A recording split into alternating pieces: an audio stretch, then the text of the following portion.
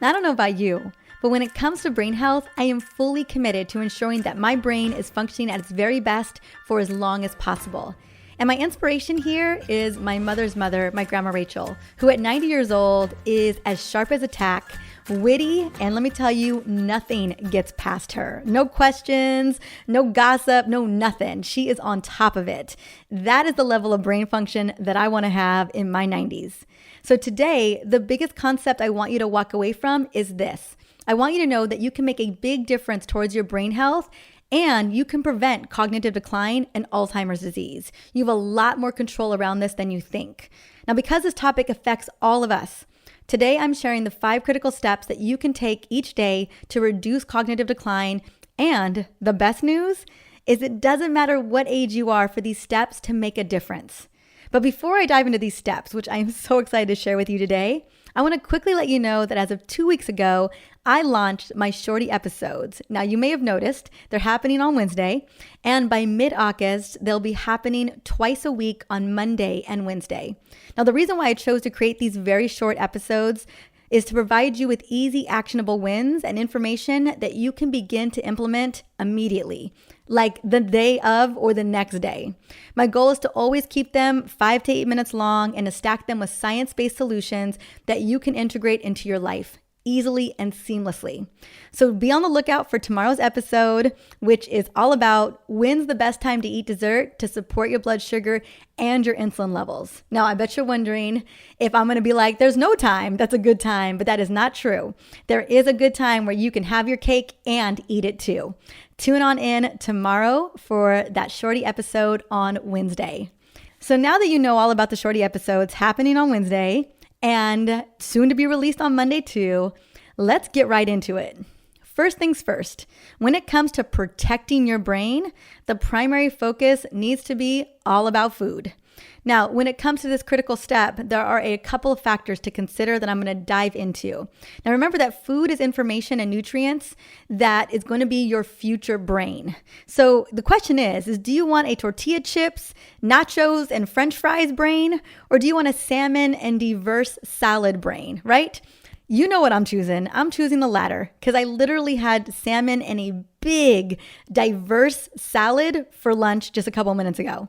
So no matter how many times I was offered chips over the weekend, during the holiday weekend, or saw chips during the 4th of July events, I kept thinking, what would my future brain love? And let me tell you, my future brain said no to those chips. And I just knowing that certain chips have hydrogenated oils and they can get rancid, they've got preservatives. Also, chips 100% spike my blood sugar. It is a no. It's a no for me. I would much rather have some diverse veggies like tomatoes, carrots, and cucumbers with a really sexy guacamole. All right, so given that, the number 1 step is reduce inflammation by eating gut and liver-loving foods that are also anti-inflammatory.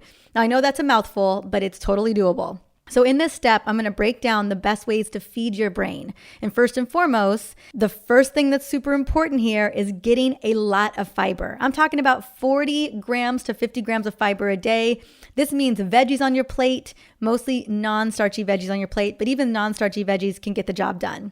So as you know, processed foods and sugar disrupts the integrity of our gut lining and the blood-brain barrier, spiking our glucose and driving up inflammation. Processed foods and sugar lead to inflammation in the whole body and then inside of the brain. Next, it's important that we eat a lot of healthy fats. Now, the brain, if you didn't know, is made up mostly of healthy fats. So healthy fats are going to be very nourishing and the building blocks for ensuring that your brain is firing on all cylinders. So recommended healthy fats come from walnuts, flax seeds, avocado, salmon, olive oil, olives, and ghee. These are some of my favorite staples that we integrate every single day in our house. Next is to protect your gut. Now, I know I have episodes on protecting your gut, but I just want to speak into it really quickly. The reason why it's so important is what's happening in your gut is also going to be what's happening in the brain. So focusing on probiotic and prebiotic foods is going to be huge here. Things like bone broth, lots of veggies, lots of fiber. Also fermented foods, the variety of fermented foods are going to be huge at helping to grow the right bacteria and the right microbiome so that your brain is functioning properly. Next, a big one is keeping blood sugar and insulin stable. Impaired insulin or insulin resistance is associated with Alzheimer's disease in both men and women. 60% of cognitive decline can be prevented by managing blood sugar alone. It is that powerful. So if there's anything you walk away from here, it is keeping blood sugar stable. Now, if you're looking for great recipes to feed your gut, your liver, and your brain, check out part 3 of my EO Menopause book, my latest book. Literally everything you need, shopping lists, yes and no foods guide, recipes, a meal plan. I mean, there is no guesswork here. I lay it all out for you. You just need the book. You need to go to the grocery store and you are set. Honestly, what more do you need to get started today? I will have the link in the episode for the book, so you can go check it out. Number 2, super critical here, something that I practice every single day, and that is restricting your eating window with intermittent fasting. So a fast of 12 to 18 hours overnight can make a huge difference. And I'll talk a little bit about the nuances right now. So intermittent fasting may help the brain ward off neurodegenerative disease like Alzheimer's and other forms of dementia and even Parkinson's, while improving mood and memory. So there's not only long-term benefits to this, but there's also short-term immediate benefits. Now, the way our DNA evolved is that we really should be eating within an 8-hour eating window with an overnight 16-hour fast. Overnight fasting clears out all the gunk in our cells. I call it like a shampooing of our brain, or like a little brain car wash where we're just pulling all that amyloid plaque and toxins and debris from the day. Most importantly, it also helps to control blood sugar. And as I mentioned earlier, 60% of cognitive decline can be prevented by managing blood sugar. Now, the best way to do this is to stop eating after dinner around 6 p.m. That's my sweet spot. And then start eating again at 10 a.m. the following day. Now, most of the time, thank goodness, you are sleeping, so I know you can do this. Now, I recommend that women start slowly at first and ramp up to a 12-hour eating window and 12-hour fast, and then move to a 14-hour fast, 10-hour eating window, and then a 16-hour fast, 8-hour eating window to stabilize your blood sugar, support your mitochondria, and really the cleanup of your brain cells. Also note that if you can get up to a 17 to 18-hour fast, you're then in cellular autophagy, where your cells are literally in major cleanup mode, which can massively extend your longevity. So just something to think about. Even if you can just do an 18-hour fast a couple times a month, makes a massive difference on your overall longevity and vitality. Number 3, we're moving into sleep, right? We know sleep is important. I know it.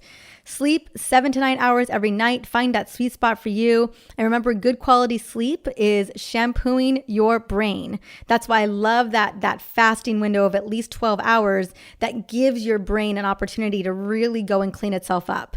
One study showed that while you sleep, your glymphatic system might clear beta amyloid, that's a protein associated with Alzheimer's disease, more rapidly than it does when you're awake. But certain toxins like alcohol can slow down the glymphatic system and may inhibit the removal of toxins. So you know that evening wind down may actually be disrupting your sleep. I have a whole episode on alcohol as well, and slow down your brain's ability to actually go and clean up shop. And that's a lot of because your brain is really starving and doesn't have that opportunity to take a break when you've been drinking alcohol, right? We know that alcohol is a neurotoxin, hands down. All right, number 4. Exercise 30 to 60 minutes, 4 to 6 times a week. Really, what this comes down to is moving your body.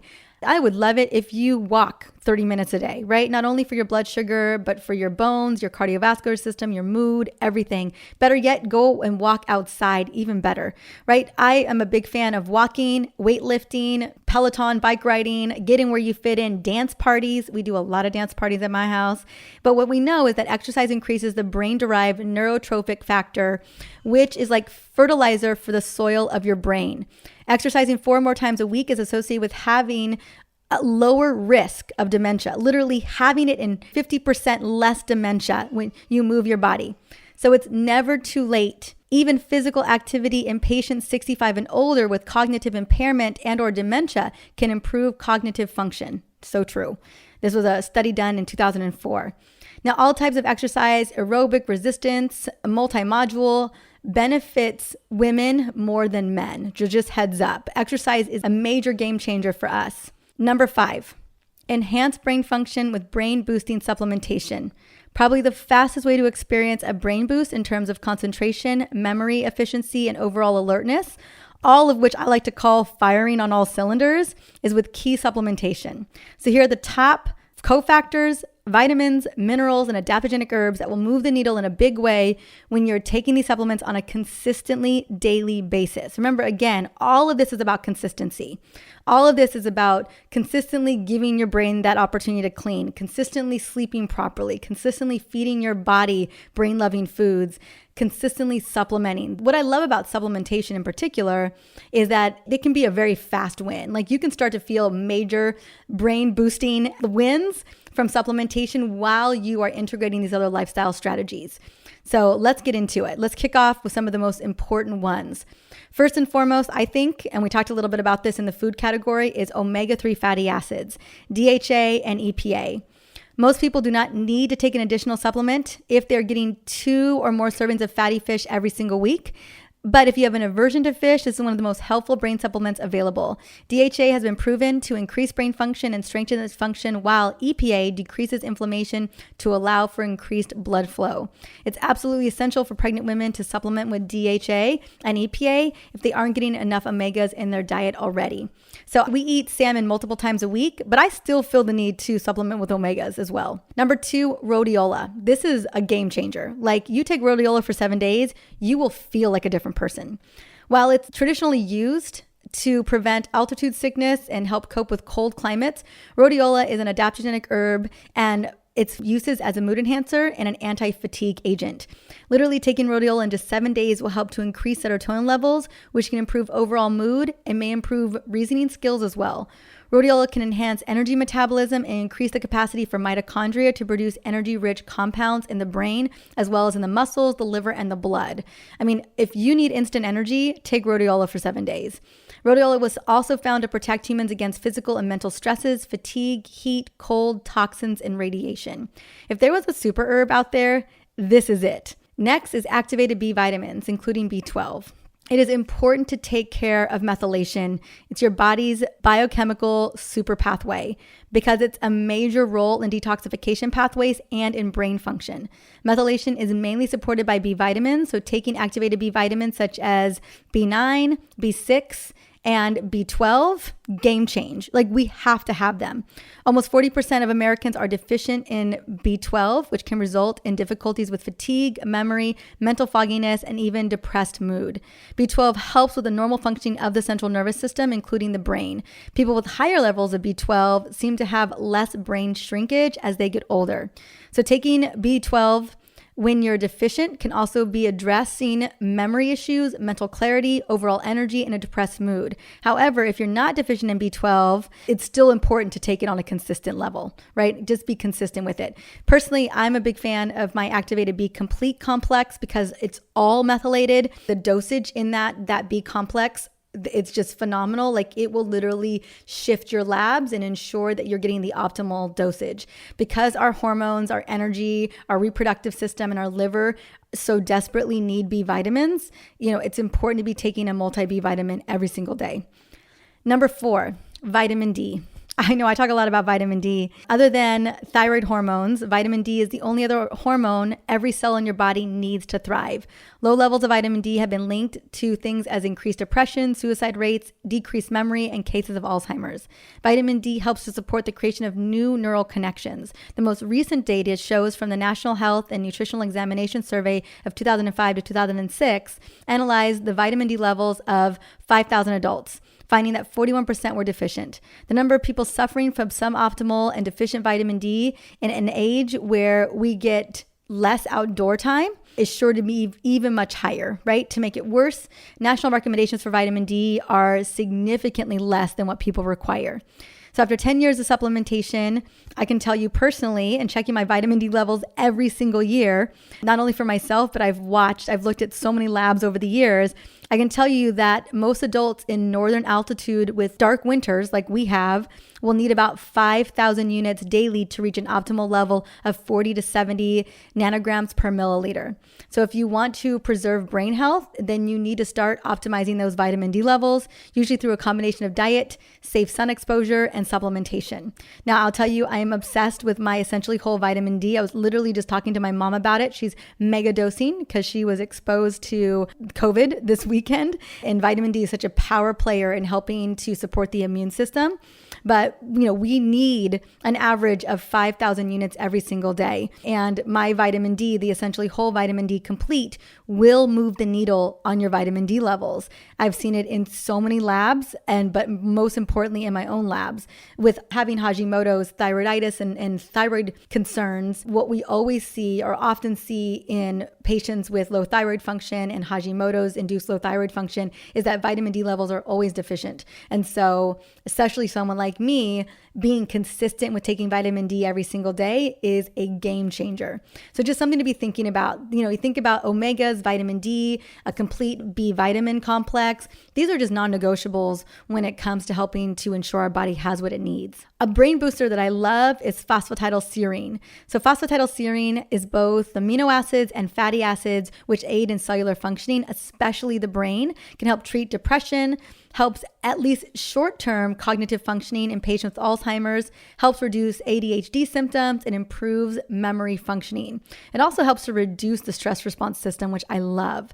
Now, phosphatidylserine is produced in the body, but we get most of it from the intake of food. When food isn't enough or we are in greater need of this vital molecule, supplementation is definitely another option. It's a key building block for the billions of cells in your brain. And phosphatidylserine improves cognitive function before a bout of exercise. So it's a great one to take for regular gym goers to boost their brain and body. But I think it's a big one to take every day anyway. Phosphatidylserine is critical in the maintenance of cellular function, especially when the brain is concerned. And so that's why it is in one of my favorite game-changing brain supplements, which is my Neuroplus support. Now, this is a supplement that I curated over the last year. I haven't talked a lot about it, but man, I should be. It is a supplement that I take every single day to keep me sharp and focused on the many tasks that I'm juggling all of the time. My formulation, Neuroplus Support Supplement, is something I take in the morning. I take 2 capsules at breakfast to kickstart my day as a part of my morning routine. And the reason why I formulated it with women in mind, especially as we navigate perimenopause and menopause. But men can 100% use it too. My husband's been using Neuroplus Support for about 6 months now with amazing results. He really wanted to zone in on his focus and concentration, and it has been epic for that. Now, my goal was to enhance overall brain function and provide repair building blocks for brain phospholipids, critical structures and components of synapses of neurons, so that you can keep thinking clearly while protecting your memory, focus, and mood. Now, I formulated it to assist with the most important aspects of brain health, such as energy production, mitochondrial support, and antioxidant protection. This is the trifecta for keeping the brain healthy, right? Cell energy production, mitochondrial support, and antioxidant protection. Neuroplus Support contains some of the biggest powerhouse players when optimizing dosage. So we're talking about 500 milligrams of acetyl L-carnitine. It's got 100 milligrams of phosphatidylserine, which we just talked about a second ago. It's got ginkgo biloba in it and 250 milligrams of acetylcholine.